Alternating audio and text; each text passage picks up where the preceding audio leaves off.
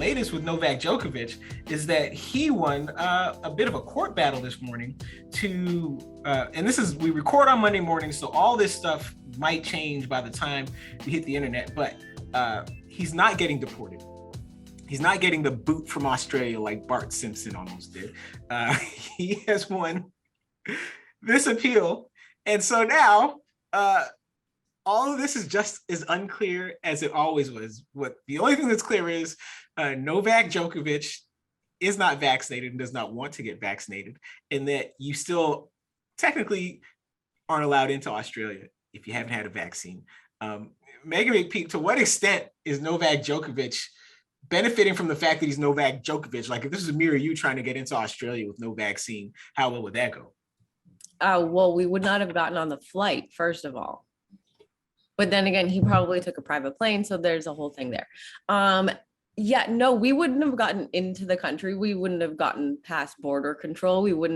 It just would have been a completely different situation. And we would not have gotten out of the immigration detention center like he did earlier this morning when we prepared for taping. But like, it's such an interesting situation because there's like, on one side, Tennis Australia is like, no, we gave him an exemption. On the other side, the government's like, well, that's not a governmental situation. So I'm not sure how you can give someone an exemption without us knowing or us approving it.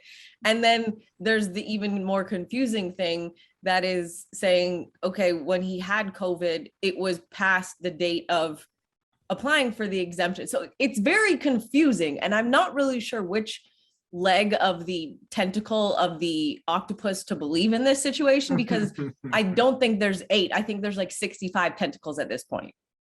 Well, this is the thing, because the idea, the revelation that he tested positive for COVID came later instead of sooner. Now, far be it for me to dispense free PR advice to Novak Djokovic. Like, these folks really need to have me on retainer. What I'm saying is, if you're going to brag about your medical exemption to get into Australia and play in the Australian Open, you do that after you're already there, not before you get on a long flight to Australia. It's probably, 12 hours long, however long it takes to get to Australia, but long enough to give people time to figure out that they don't like the fact that you're rubbing this thing in their faces when Australians have been, going through vaccine mandates, mandatory testing, quarantine when they leave the country, all of this stuff.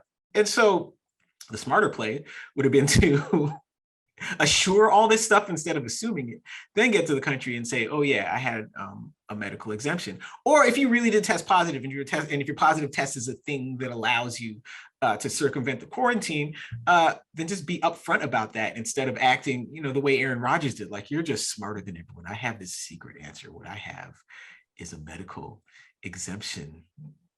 I guess so. Well, get in line with the other 8,000 people and, exempt yourself right to the hotel. Dave Zirin, go ahead, but where does this rank on like the Antonio Brown, Aaron Rodgers scale of half-ass to no-ass COVID vaccine mandate illusion? I mean, Novak Djokovic is like the unholy hybrid of Aaron Rodgers and Antonio Brown. He's got all of the arrogance and obnoxious entitlement of Aaron Rodgers, while at the same time, he may be playing very fishy with his positive and negative tests and his results like Antonio Brown. So he's all of the arrogance and all of the sleaziness, all of the entitlement that we've seen in the NFL, except it's also topped with a lovely whipped cream of Serbian nationalism on top of that. Because no 2 words bring your heart more joy than Serbian and nationalism, because we've never had problems with that in human history. But what you have outside in Australia are now actually violent battles between Serbian Australian protesters, people in Australia of Serbian descent, at least they're waving flags and whatnot, and the police. So this is like the Aaron Rodgers situation on steroids. I mean, this is like this idea of building a cult of personality around an athlete because people want to defend his entitlement and his libertarian right to not get a vaccine precisely because they feel empowered through his stubbornness. in the face of Australia's mandates. And, there's something about the entire situation that's very repugnant in that regard. And what you'd like to see, if I was giving Novak Djokovic advice, I would say a couple of things. I would say, first of all, get the jab, just do it and stop with this several year soap opera that you subjected people to. Hey. Second thing is, if you do test positive, don't hang out with children the same day. And the last thing is, stay away from a reporter named Ben Rothenberg, who has decided to be the Javert to Novak Djokovic's Jean Valjean, and will follow him till the ends of the earth until he exposes Djokovic for who he is, although it seems like Novak Djokovic is doing a great, wonderful job of that all on his own. Yeah. Certain things might be worth rioting over. And I don't care how much you like tennis or how much you like Serbia. I'm not sure Novak Djokovic is one of them.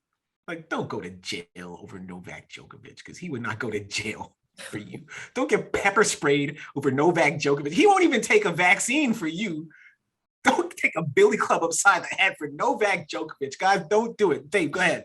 Just really quickly, I don't feel like they're even necessarily good guys in this story, because one of the things that it has exposed, at least for an audience, is that this hotel where Djokovic has been staying for days, has been basically interned for days.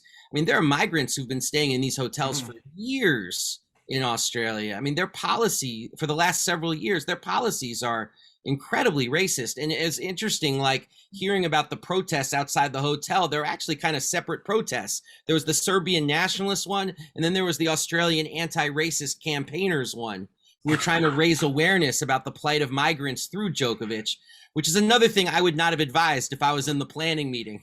No, because Djokovic does not care about the migrants. Like, is Djokovic, like, even from a sports standpoint, like, Djokovic is not there saying, hey, all these people you have penned up in these hotels, the next Thon Maker might be in here and you might boost your country's basketball fortune. He doesn't care about that, guys. He doesn't care about much besides Novak Djokovic. And the sooner people figure that out, like, the better we will all be.